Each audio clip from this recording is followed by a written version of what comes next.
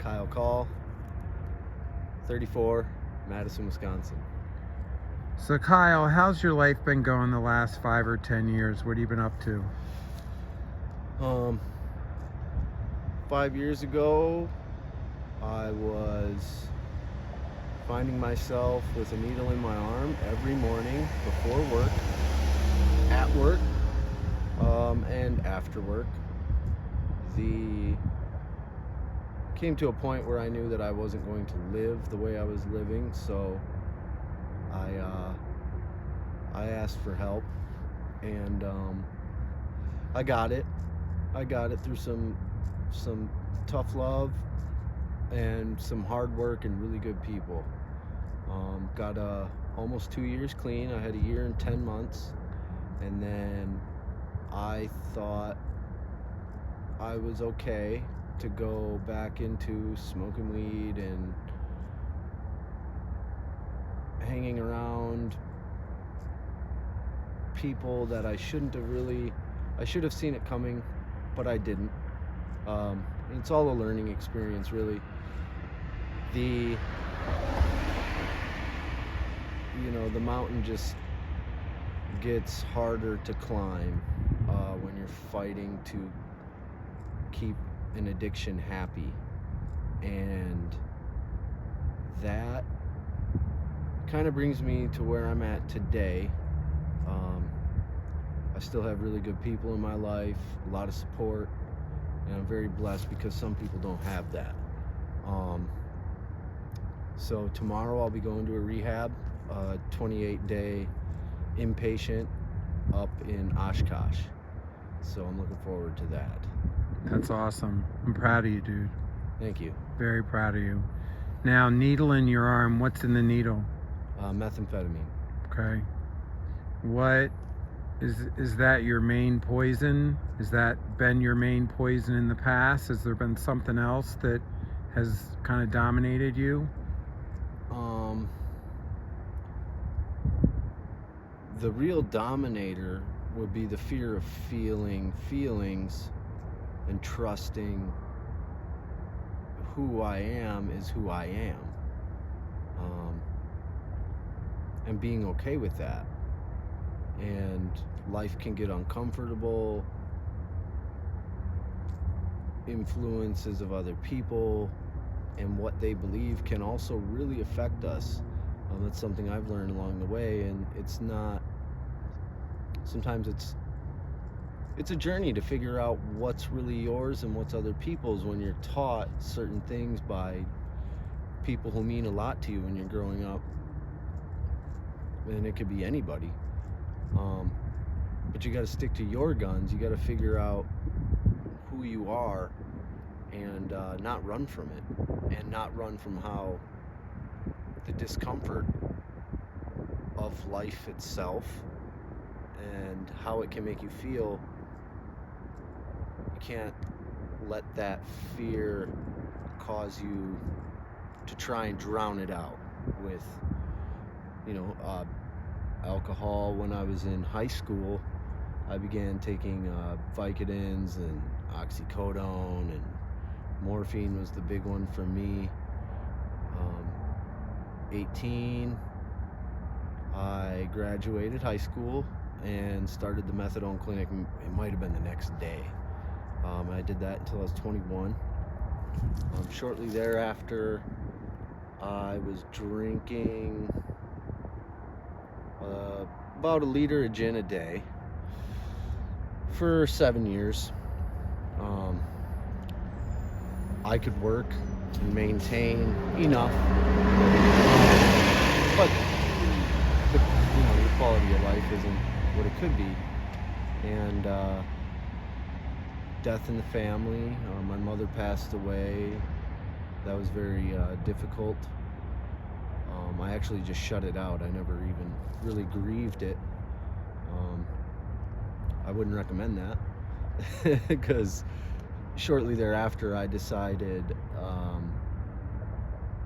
after being introduced to methamphetamine, that I was going all in. I didn't care if it killed me or what was going to happen.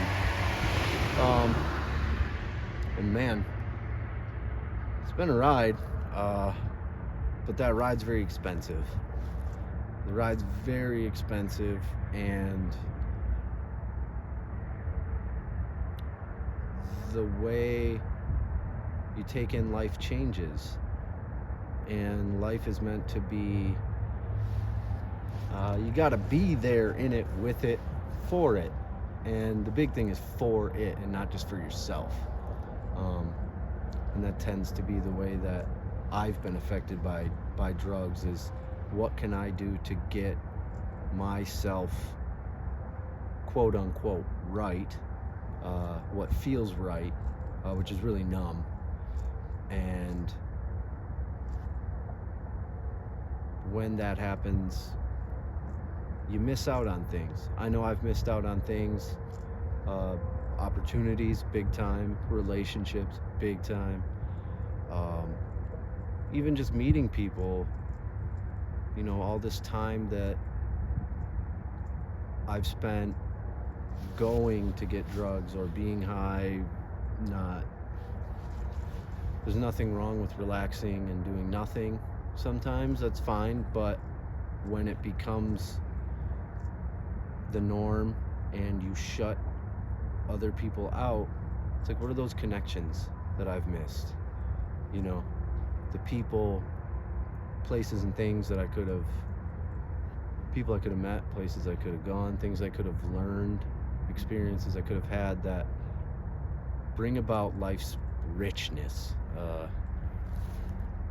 It's so rich, and it's all here for us. I mean, we're here to experience it, love it, and enjoy it. And for me, drugs is kind of just put a damper on that. They may make the moment feel very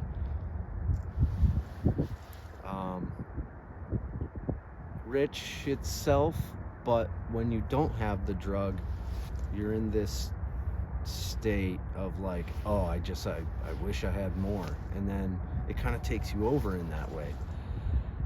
And I found after about 6 months, 9 months of sobriety, that life changes. My body changed, I changed, and the way to relate with people changes, and it's in a way that you can't see when you're stuck in active addiction.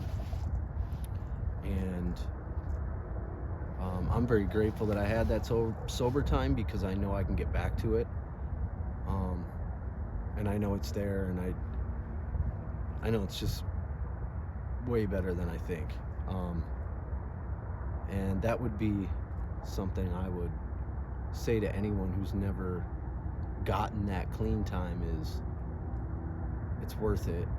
It's definitely worth it. And not only that, your life just improves. Things become easier. That thing you always wanted is right around the corner. It's literally right around the corner, but when you're stuck, you just can't see it. And the opposite of addiction is connection, to friends, family, and Mother Nature. That's a big one too. That's a really big one, because she's always there for us to talk to. I like to just kind of go out in the woods and talk to the trees if I have to, shout at them, get my anger out, just yell, take a dead stick off the ground and just beat it up against a tree. She'll take all that anger. She wants to help. That's a big one too. So for me, I know that I can't do it alone. I've got some very good people in my life, and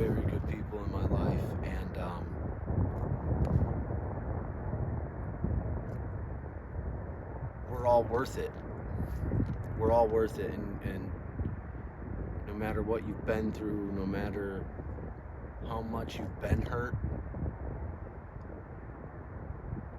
deep inside, we're all worth it, and we know it. We just got to find it and act on it. Act on that belief. Yeah. That's a lot. to process and a lot to try to deal with and navigate. And on top of that, you've had some real challenges navigating another stream of struggle, and that is your incarceration time. How many times have you been in jail? Starting with my second DUI, about seven times.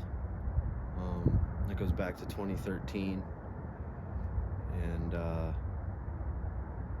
20. Did that just come with the territory, or was that a separate piece? Is it all intermingled here? Oh yeah, it's intermingled. If you don't want to go to jail, don't break the law. And life is much better when you can do the things that you like and the things that make you happy, and be around the people that support you, love you, and want the best for you. And in jail, there aren't that many of those people. Everyone in jail is a person too. And I've met some great people in jail, but I am by no means looking to go back anytime soon, because you get one set of your uniform, and then you get some t-shirts, some boxers, and some socks, and that's it. You don't get a food menu, you don't get a phone, you have 50 feet by about 40 feet to walk around in, to exercise in, to watch TV in, and that's if some other guy doesn't hog the remote, and you're watching what he wants to watch, unless you want to fight him, and then you're going to a single cell where it's 8x9 and there's nothing. There's a bed, and that's it. So it's not anything that's enjoyable, or there's nothing to glorify in it. That's another level of hell, isn't it? It is. It's Yeah. it's one of those experiences that you wish you don't wish it on anyone, and you do your damnedest to stay out of it. Yeah. Well, thank you for taking the time. I'm extremely proud of you. I've known a lot of people over my lifetime that have been in a similar situation as you're in, and you're rare. You're a thinker, you're a doer, and I'm very happy that you're finding yourself where you are now, and good luck in rehab. Thank you. Yeah. Appreciate it. Yeah. All right, brother. Be good. Thank you.